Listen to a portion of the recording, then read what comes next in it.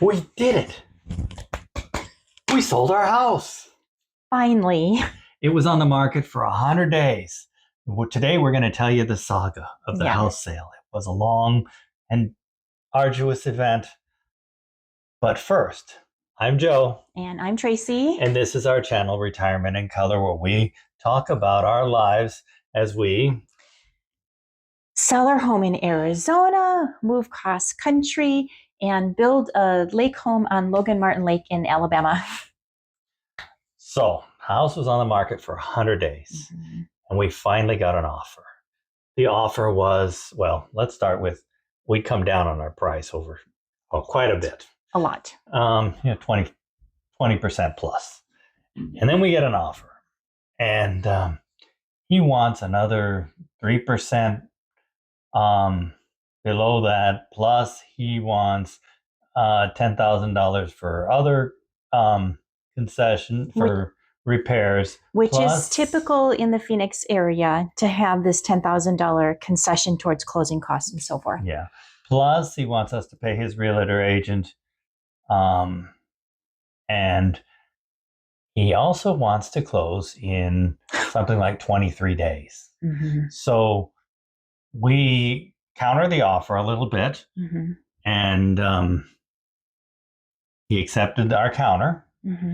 So then 10 days into the 23 days, he's got his inspection period, which is his right, and he had a house inspection done. And Tracy's going to tell you a little bit about that event. Yeah, that inspection lasted 5 hours.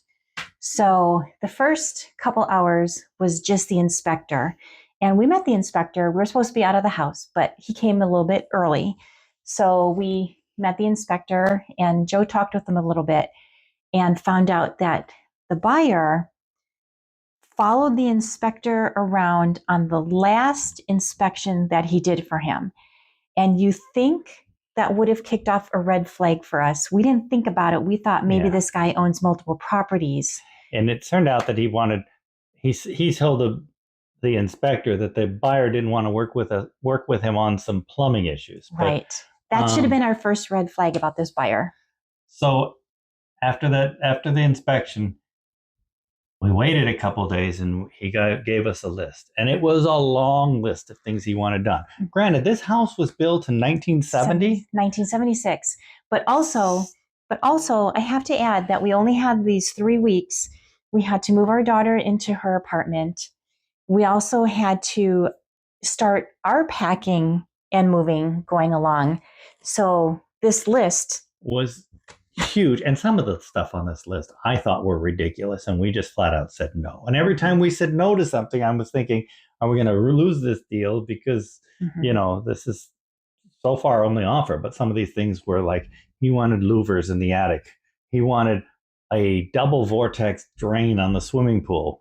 Well, if you replace the drain on the swimming pool, you got to jackhammer the bottom of the pool, which means then you have to resurface the pool. And that code is only required for public swimming pools, not for residential pools, and not for residential pools of our vintage.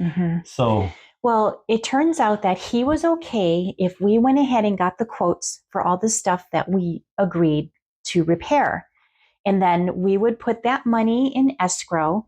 He would do the repairs, since it was now such a quick turnaround, draw the money from escrow, and then whatever was left over, we would get back.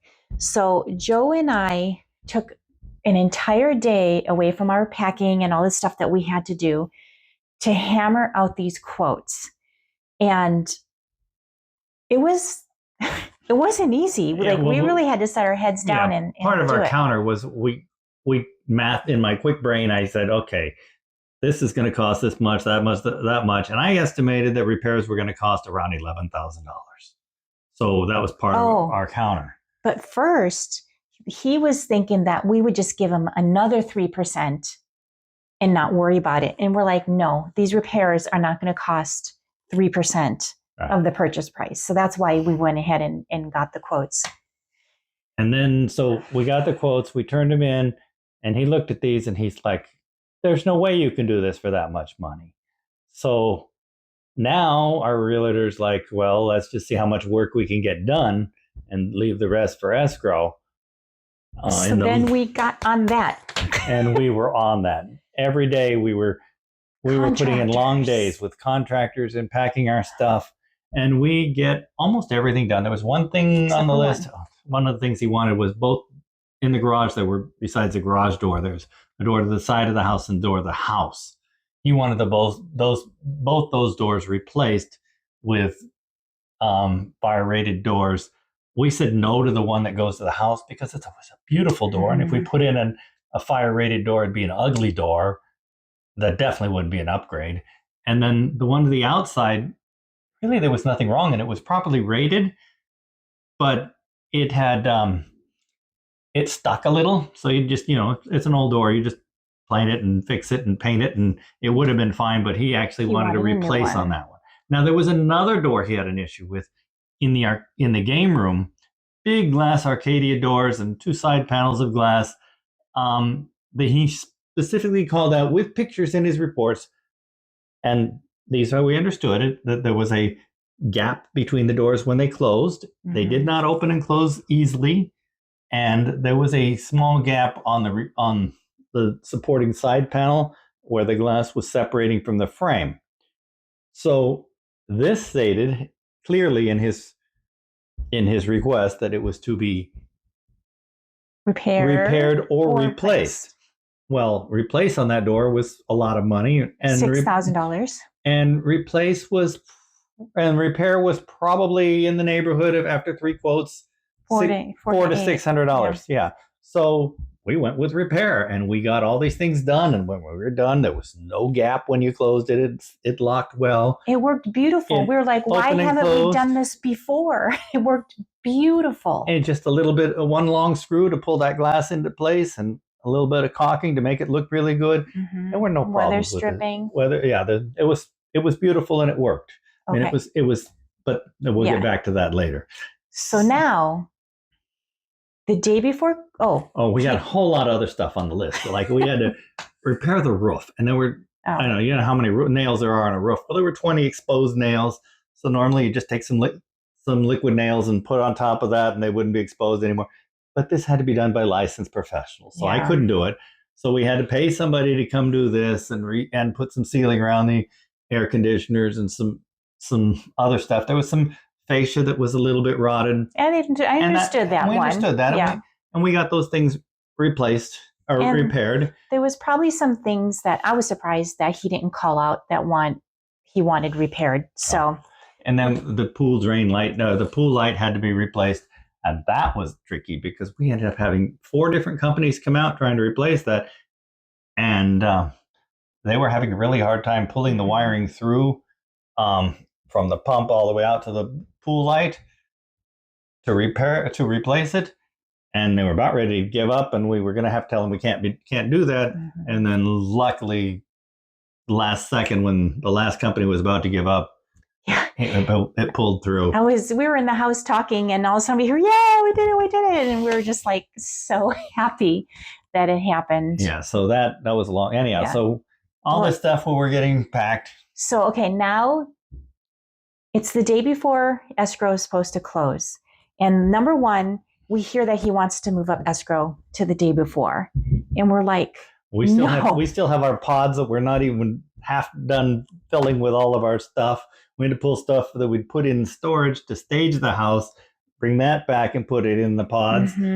We had a lot to do, and we were pulling all-nighters already. And so they were kind of kicking back on that, like, no, we want to close a day early. And so we finally said, listen, do you want to close to a dirty house, or do you want to close to a clean house? Take your pick, because that's what we can do. So they finally agreed to keep the escrow the same day that it was originally supposed to close. And then also the day before escrow was supposed to close, the buyer did his walkthrough. Well, he was not happy with the walkthrough, specifically the sliding door. He also found some things that he should have seen on the initial walkthrough that he wanted replaced, but the deal's already done. We can't add to the to-do list at this point.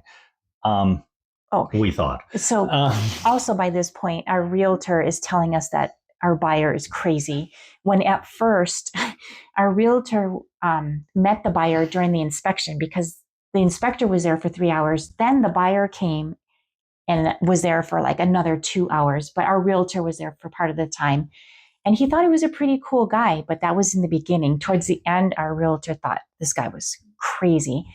But it turns out he was not happy with the beautiful repair that we did on this window. And we think all along he wanted a new window.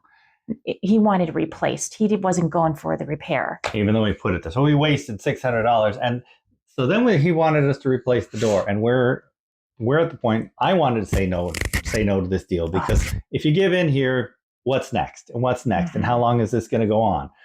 And so I was pushing back, but Tracy was like, oh, it's just $6,000. Just $6,000. Well, we didn't have any other buyers. This guy was a single dude. It was just like how Joe was when he bought the house. I mean, it wasn't a family house. So the agents. But first, he said that he was going to hold up the close of escrow unless we did something about the door. And so sleepless night, we couldn't eat. I mean, it was just so stressful. Anyhow, so I ended up, they did a deal with him where each of the agents gave up $2,000 of their money, and we gave up $2,000 more. So think about it. Think about how bad this guy's own realtor must have thought about the deal to give up $2,000 of their own commission just to get this deal done. Anyhow, so we got the deal done, and the house is sold. Then the next day, he finally signed, and the check's already been deposited in my bank account, and he calls with more complaints and wanted us to fix it. Anyhow, the nightmare's over. We told him no, pound sand, and he went back. He went against our agent, back to our agent and his broker, and it's still between him and us, and he doesn't have a legal leg to stand on, so we're just done. But we're waiting to see if we hear. I mean, like Joe said, it does not have a legal leg to stand on, but the balls, sorry my French, to come back afterwards and ask us for more stuff. So anyways, apologize profusely to our neighbors across the street for the buyer the neighbor that we just left them with. So, and long story short, the house is sold and we are homeless. And our next video will tell you about what we're doing now while we wait for our new house to be built, and how our lives are progressing. But thanks for joining us on this journey. And we'll see you in the next video. Bye.